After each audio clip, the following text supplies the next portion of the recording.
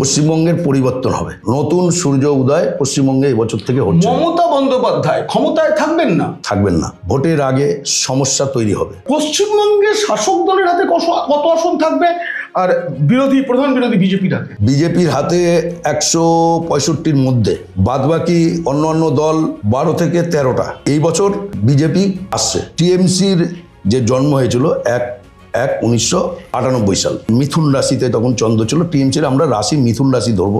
বিজেপির জন্ম হয়েছিল 6 এপ্রিল 1980। তো বিজেপির সেই সময় যখন জন্ম হয়েছিল বৃশ্চিক রাশিতে বৃহস্পতি ছিল। তো বিজেপি ব্যক্তিগতভাবে বৃশ্চিক রাশিটা, যেটাকে আমরা তার বিবেচনা করি, অনেক ভেবেচিন্তে কাজ করা, রিসার্চিং মনোভাব। তেমনি ধরুন মিথুন রাশি, দুটো সত্তা তাদের মধ্যে থাকে, যেটা আছে টিএমসির মধ্যে। এসআইআর এর ভবিষ্যৎ কি? 100% এসআইআর কি পশ্চিমবঙ্গে সম্ভব হবে?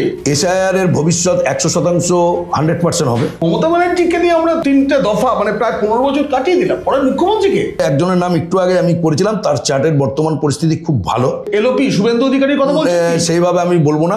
সামনে আগামী দিন বৃহস্পতি যখন কর্কটে আসবে, উনি বৃহস্পতিরই জাতক শুভেন্দু অধিকারী, হয়তো তার ভালো হবে। কিন্তু আমি পার্টিকুলার ভাবে নাম ধরে বলতে পারবো না পরবর্তী মুখ্যমন্ত্রী কে। অমিত শাহ চাণক্যই থাকবে। বাংলা দখলের যে স্বপ্ন, সেটা তিনি সফল করে দেখাবেন, এটুকুনি আপনাকে বলতে পারি। এই নিয়ে গোটা ভিডিওটি দেখতে হলে নিচে ডেসক্রিপশনে থাকা লিংকে ক্লিক করুন। আর যদি ভালো লাগে তবে অবশ্যই সাবস্ক্রাইব করুন। পিনাক কি বলছে।